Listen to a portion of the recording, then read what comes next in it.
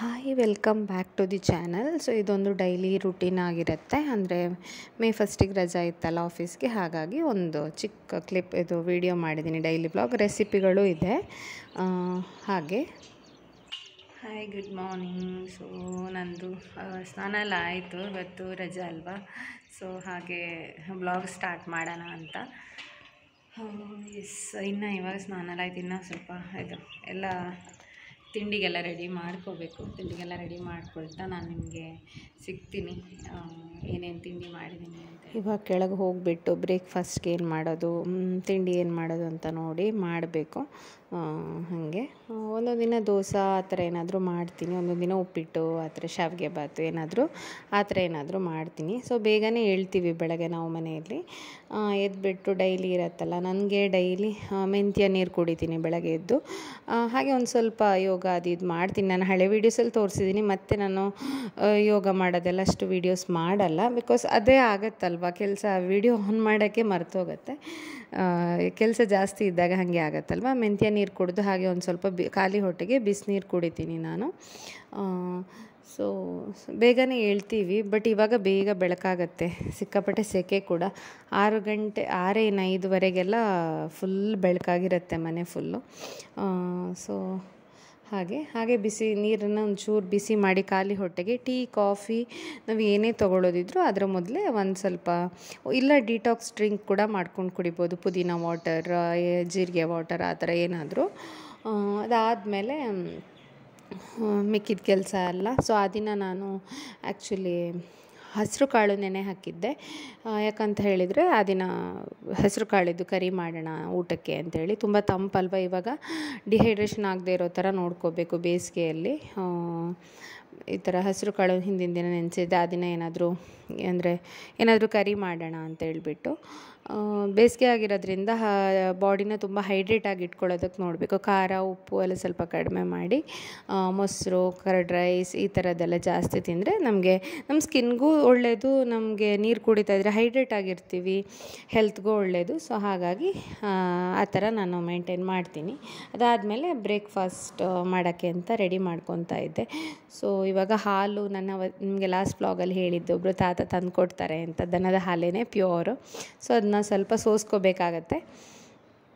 ಯಾವುದೇ ಹಾಲಾದರೂ ಸೋಸ್ಕೋಬೇಕಾಗುತ್ತೆ, ಕಸ ಏನಾದರೂ ಇರುತ್ತೆ. ಬಟ್ ನಾವು ಇದು ಡೈರೆಕ್ಟಿಗೆ ತೊಗೊಳ್ಳೋದಾದರೆ ಅದರಲ್ಲಿ ಸ್ವಲ್ಪ ಹಾಲು ಕರಿಬೇಕಾದ್ರೆ ಇರೋದು ಕಸಗಳೆಲ್ಲ ಬಿದ್ದಿರತ್ತಲ್ಲ, ಸ್ವಲ್ಪ ಸೋಸ್ಕೋಬೇಕಾಗತ್ತೆ ಅದನ್ನು.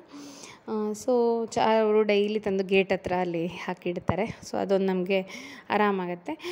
ನೀರು ಕುಡಿದು ಒಂದು ಅರ್ಧ ಮುಕ್ಕಾಲು ಗಂಟೆ ಆದಮೇಲೆ ಟೀ ಕುಡಿತೀನಿ ನಾನು. ಟೀ ಅಷ್ಟೇ ಒಂದು ಸತಿ ಕುಡಿತೀನಿ ನಾನು, ಜಾಸ್ತಿ ಕುಡಿಯಲ್ಲ. ಟೀ ಕಾಫಿ ಅಷ್ಟೇ ಲಿಮಿಟಲ್ಲಿ ಕುಡಿದ್ರೆ ಒಳ್ಳೆಯದು. ಸೊ ನಾನು ಶಾವಿಗೆ ಬಾತ್ ಮಾಡೋಣ, ರಜೆ ಇತ್ತಲ್ವ, ಸೊ ಹಾಗಾಗಿ ಮಾಡೋಣ ಅಂತೇಳ್ಬಿಟ್ಟು ಮೆಣಸಿನ್ಕಾಯಿ ಶುಂಠಿ ಎಲ್ಲ ಹೆಚ್ಕೊತಾ ಇದ್ದೀನಿ. ಶಾವಿಗೆ ಬಾತ್ ಮಾಡೋಕ್ಕೆ ಅದು ರೆಸಿಪಿ ಅಂತ ಏನಿಲ್ಲ, ಸಿಂಪಲ್ಲಾಗಿ ಸುಮ್ಮನೆ ಶೇರ್ ಮಾಡಿದ್ದೀನಿ ಅಷ್ಟೇ. ಬೆಳಗ್ಗೆ ರೂಟೀನಷ್ಟು ಶೇರ್ ಮಾಡಿದ್ದೀನಿ. ಸೊ ಏನಂದರೆ ಡೈಲಿ ಕ್ಲೀನ್ ಮಾಡೋದು ಅದು ಇದು ಎಲ್ಲ ಇದ್ದೇ ಇರುತ್ತೆ. ಆಫೀಸ್ಗೆ ಹೋಗ್ಬೇಕಾದ್ರೆ ಎಲ್ಲ ಬೇಗ ಮಾಡ್ತೀವಿ, ವೀಡಿಯೋಸ್ ಮಾಡೋಕ್ಕಾಗಲ್ಲ. ಸೊ ಹಾಗಾಗಿ ಶಾವಿಗೆ ಬಾತ್ ಮಾಡೋದು ಒಂದಷ್ಟು ಕ್ಲಿಪ್ಸ್ ತೊಗೊಂಡಿದ್ದೀನಿ. ಹಾಗೆ ಸಂಜೆ ಸ್ನ್ಯಾಕ್ಸ್ ಒಂದು ರೆಸಿಪಿ ಹಾಕಿದ್ದೀನಿ. So seasonal food. ಸೊ ನೀವು ನೋಡ್ಬೋದು. ಸೊ ಎಂಡ್ವರೆಗೂ ನೋಡಿ ವಿಡಿಯೋನ, ಆವಾಗ ನಿಮಗೆ ಗೊತ್ತಾಗುತ್ತೆ ಯಾವ ರೆಸಿಪಿ ಹಾಕಿದ್ದೀನಿ ಏನು ಕತೆ ಅಂತ. ಸೊ ಹಾಗೆ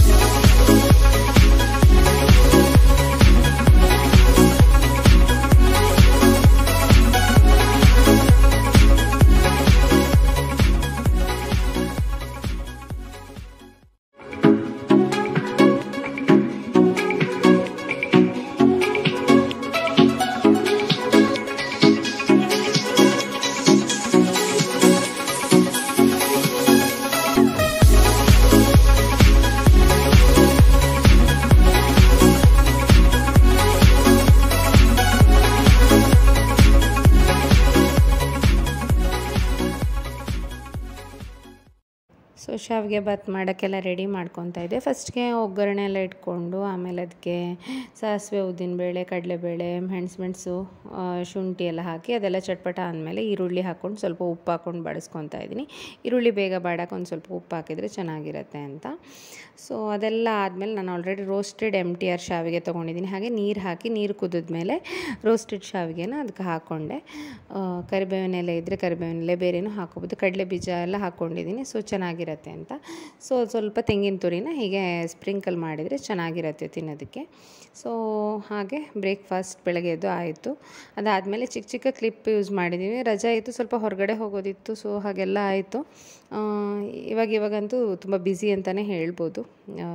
ಹಾಗೆ ಬ್ರೇಕ್ಫಾಸ್ಟ್ ಎಲ್ಲ ಆದಮೇಲೆ ನಾನು ಬೆಣ್ಣೆ ತೆಗೆದಿಟ್ಕೊತಾ ಇದ್ದೆ, ಯಾಕಂದರೆ ನಾನೇ ತುಪ್ಪ ಮಾಡ್ಕೊತೀನಿ ಮನೆಯಲ್ಲಿ. ಸೊ ಇದು ಮಾಡ್ತಾಯಿದ್ದೆ. ಅದಾದಮೇಲೆ ಮನೆಯೆಲ್ಲ ಒಂದು ಸ್ವಲ್ಪ ಕ್ಲೀನ್ ಮಾಡೋದಿತ್ತು. ಎಷ್ಟು ಮಾಡಿದರೂ ಕ್ಲೀನ್ ಆಗೋಕ್ಕೆ ತುಂಬ ಟೈಮ್ ತೊಗೊಳತ್ತೆ ಅಲ್ವಾ. ಸೊ ಮನೆಯೆಲ್ಲ ಕ್ಲೀನ್ ಮಾಡಿಬಿಟ್ಟು ಆಮೇಲೆ ನಾನೇನು ಮಾಡ್ತೀನಿ ಅಂದರೆ ಹೈಡ್ರೇಟ್ ಆಗಿರಬೇಕು ಅಂತ ಹೇಳ್ಬಿಟ್ಟು ಒಂದು 11 ಗಂಟೆಗೆ ಲೆಮನ್ ಜ್ಯೂಸ್ ಕುಡಿತೀನಿ. ಲೆಮನ್ ಅಂದರೆ ಸಕ್ಕರೆ ಹಾಕಿ ಕುಡಿಯಲ್ಲ, ಒಂದು ಚಿಟಿಕೆ ಉಪ್ಪು ಹಾಕ್ಕೊಳ್ತೀನಿ.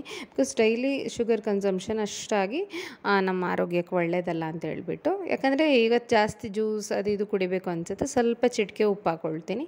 ಲೆಮನ್ ಜ್ಯೂಸ್ ಥರ ಮಾಡಿಕೊಂಡು ಒಂದು ದೊಡ್ಡ ಗ್ಲಾಸಲ್ಲಿ ಕುಡಿತೀನಿ. ಹಾಗೆ ಮಧ್ಯಾಹ್ನ ಮನೆಯಲ್ಲಿದ್ದರೆ ಮಾತ್ರ ಮಜ್ಜಿಗೆ ಎಲ್ಲ ಕುಡಿತೀನಿ. ಆಫೀಸ್ಗೆ ಹೋಗೋದಾದರೆ ಮಜ್ಜಿಗೆ ಮಾಡಿ ತೊಗೊಂಡು ಹೋಗ್ತೀನಿ ನಾನು ಬಾಟ್ಲಲ್ಲಿ.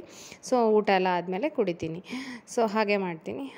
ಸೊ ಈ ಥರ ಮಾಡ್ಕೊಂಡು ನಾನು ಕುಡಿತೀನಿ ಯಾವಾಗಲೂ ಮನೇಲಿದ್ದರೆ. ಏನಾದರೂ ಆಫೀಸ್ಗೆ ಹೋಗೋದಾದರೂ ತೊಗೊಂಡೋಗ್ತೀವಿ, ಬಿಕಾಸ್ ಸಿಕ್ಕಾಪಟ್ಟೆ ಬಿಸಿಲಿರುತ್ತೆ. ಮೇ 1 ಆಗಿರೋದ್ರಿಂದ ಮೇ 1 ವ್ಲಾಗ್ ಇದು. ಸೊ ರಜೆ ಇತ್ತಲ್ವ ಅಂತೇಳಿ ಸ್ವಲ್ಪ ಸ್ಕಿನ್ ಕೇರ್ ಎಲ್ಲ, ನಾನು ಐಬ್ರೋಸ್ ಎಲ್ಲ ಮನೇಲೇ ಮಾಡ್ಕೊತೀನಿ. ನಾನು ಸ್ವಲ್ಪ ಬಂದರೆ ನಾವೇ ತೆಕ್ಕೋಬೋದು. ಹೇಗೂ ನನಗೆ ತಿಕ್ಕ ಐಬ್ರೋಸ್ ಬೇಕು ಅಂತ ಇರುತ್ತೆ.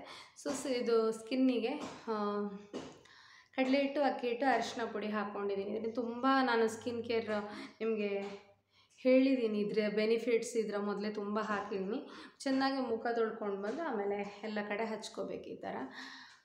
ಸೊ ಅದನ್ನು ಮಾಡ್ಕೊತಾ ಇದ್ದೀನಿ ನಾನು ಸ್ಕಿನ್ ಕೇರ್. ಆವಾಗ ಟೈಮ್ ಇದ್ದಾಗ ನಾವು ಮನೆಯಲ್ಲೇ ಮಾಡಿಕೊಂಡ್ರೆ ಚೆನ್ನಾಗಿರುತ್ತೆ. ನಾನೇನು ಹಚ್ಚಲ್ಲ ಮತ್ತು ಪಾರ್ಲರಲ್ಲಿ ಏನೂ ಮಾಡಿಸ್ಕೊಳ್ಳಲ್ಲ ನಾನು ಜಾಸ್ತಿ.